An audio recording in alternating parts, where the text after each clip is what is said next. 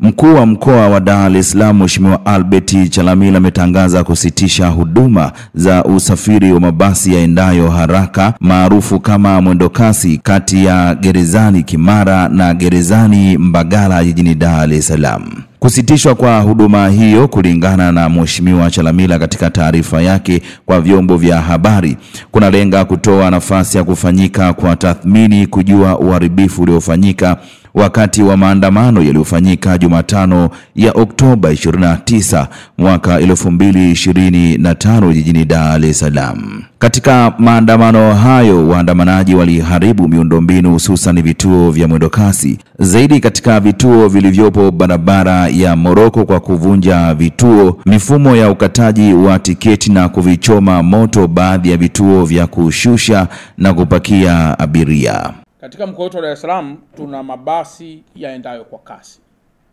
Tuna DART na tuna UDART.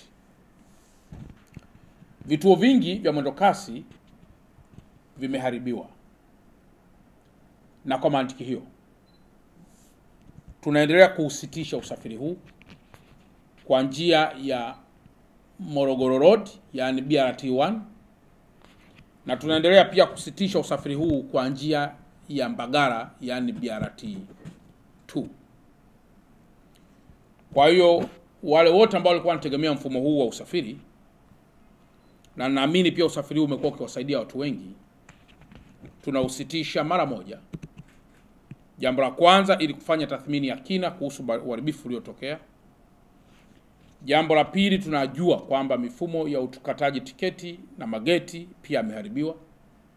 Na kwa mantiki hiyo inatupasa tuwe na muda wa namna ya kuweza kurudisha hali hiyo kama ilivyokuwa. Tunawaagiza watu wa LATRA, wadau wa LATRA na watumishi wa LATRA ama mtendaji mkuu wa LATRA kutoa vibali vya muda mfupi kwa mabasi ya kawaida ili yaweze kutoa huduma katika njia hizi ambazo zilikuwa zinategemewa kwenye usafiri huu wa mwendokasi. Na jambo hili lifanyike mara moja ili kuongeza nguvu kidogo ya utoaji wa huduma mabasi kwa njia hii ya BRT1, yani ya Morogoro Road, na kwa hii njia nyingine ambayo nimeitaja hapo awali.